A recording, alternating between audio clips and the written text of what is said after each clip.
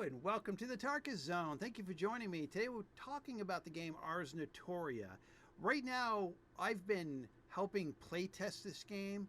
It's in its early stages of playtesting. I've logged in about 35 hours into the playtesting environment. Now, if you want to playtest this game, they're looking for more playtesters. You just need to go to their Discord and send a friend's request to Xron, Xron, I believe it is, and they will send you a key to get into the game. Right now, they do got a large group of testers, and between all the testers and what I found, the developer has been really good at identifying and understanding how to fix things that have come up. And early on, just like any game, there was some crashing issues. Those got fixed timely. Right now, the biggest issue is the saved feature. Now, I've mentioned this multiple times about all the games I've played early on testing. It's all about getting that save feature working. It's not going to be 100%. And there's no game that's going to be 100% when it comes to saving. But to try to get the game to a point where you're not getting so much rollbacks, it drives people crazy. Remember World of Warcraft early on? It was like a rollback. It's like, dude, I just grind for 14 hours and you just rolled me back 20 hours. You know what I mean? So, no game developer wants to go through that. They want to try to get that save feature to the best that they can, 98%, 99%. And that's what they're working on right now, is just buttoning up that save feature to get the next rollout of their product. Because I guess we did stage one, I would say, is they opened up a smaller set of their game. They allowed us to test it. We did get enough, we got enough to do during that phase to test it really good.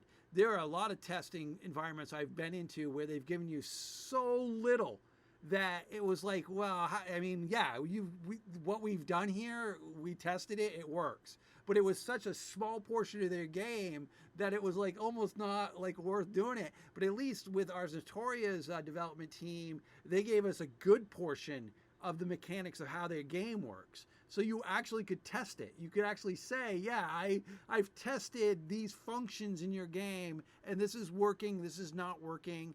Now, also when it comes to the testing of a game, that's when they also get you feedback. Because with Tarkus, I've played a lot of these kind of games. And so they opens it up as a play tester. You could also send to them, well, this is not a bug report, but this is a feedback report that I think you should do this, or this worked well in this game and you might want to consider implementing it here. And obviously the developer has their own vision of their game, and they're not going to make every change that someone suggests to them.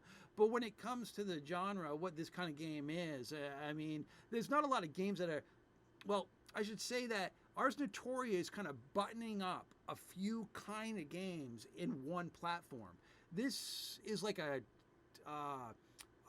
city sim game where you control your city, like a city building game. If you watch my Timberborn or my Colony game videos, you'll know what I mean by that. This is also an adventure game when it comes to going into dungeons, third person view, similar to World of Warcraft or ESO or Knights of the Old Republic. I mean, you got things that questing that you can do in this game. I mean, a lot of people, and you can build anything you want.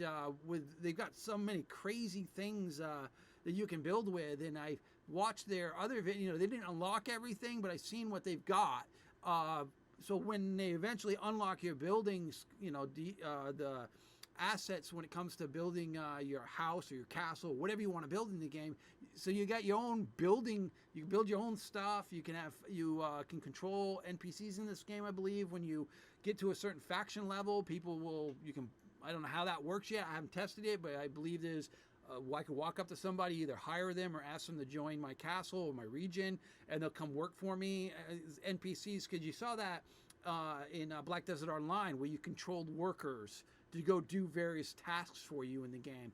This game is going to be a very fun, popular game when it finally hits the shelves. But it looks like it's not going to be January or February. It might be. Tarkus could be wrong about that. they might be thinking of opening up the game pre certain functions, just to get it on the platform and get people interested in it. Now, I mean, what I want to be able to test past, once they fix their saving, how that's going to work is how it saves with multiple players on a dedicated server. Because currently, right now, when you're playing by yourself, you just hit a save feature like you would on any single player game. Hit a save feature, log off, you're good. In a dedicated server environment, that's not really, I mean, a save feature will help to make sure that you feel like it's doing that.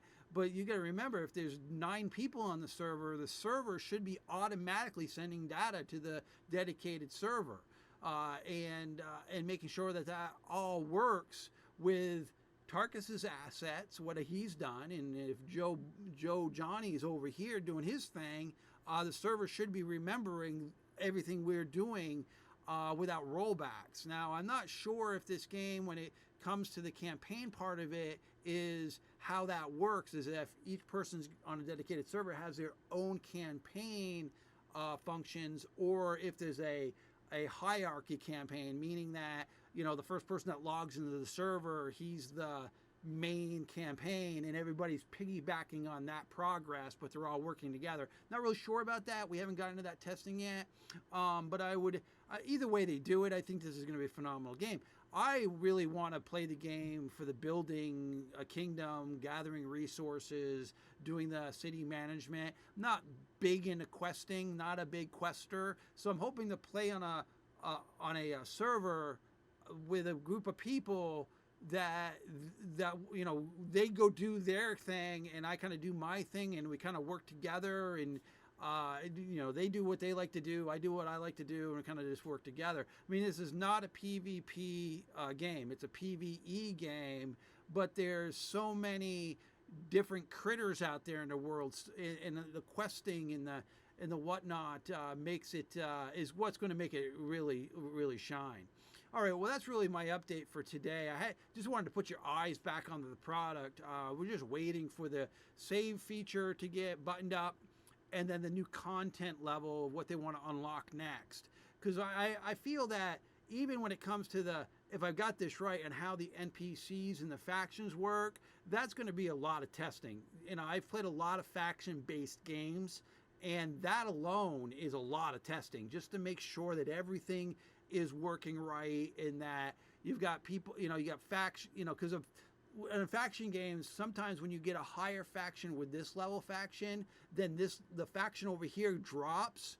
So these people go hostile to you because you're rising in the ranks of this faction. Now, I'm not really sure if that's in this game, but if it is in this game, that kind of, there's a lot of testing involved in that, because some people like to play the thin line where they're kind of dancing like this, or they try to do both factions at once. And sometimes when you're trying to do both factions at once and rising them so you're staying neutral, then the system just kind of doesn't like it. And I've seen in a lot of faction-based games where all of a sudden the whole world went hostile on you. It's like, what the heck's going on? You're like outlaw number 1 and everything wants to kill you.